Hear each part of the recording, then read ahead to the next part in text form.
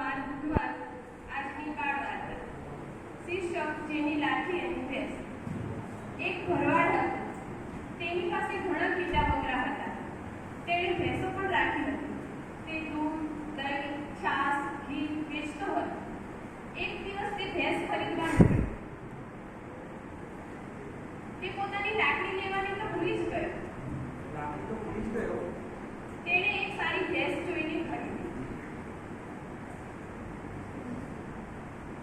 તે ભેંસને લઈને ઉછળને ગામ આવતો હતો. રસ્તામાં એક જંગલ હતું. જંગલમાં એક લૂંટારો છુપાઈને બેઠો હતો. તેણે ભરવાડને ભેંસ લઈને જતા જોયું. તે બહાર આવ્યો. લૂંટારાના હાથમાં એક મોટી સીસમની લાકડી હતી. લૂંટારો ઊંચા અવાજે ભરવાડને કહે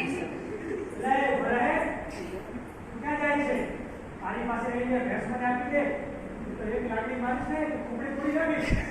પહેલા તો ભરવાડ બી ગયો, પણ તે હોશિયાર હતો.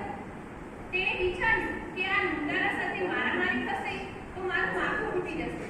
મારી પાસે કોઈ હથિયાર પણ નથી. તેથી ભરવાડ લૂંટારાને કહે છે,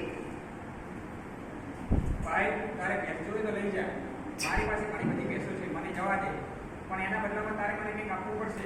હું કાલે આપણે પાછો નહીં જાઉં. મારી પાસે 50 લાકડી છે.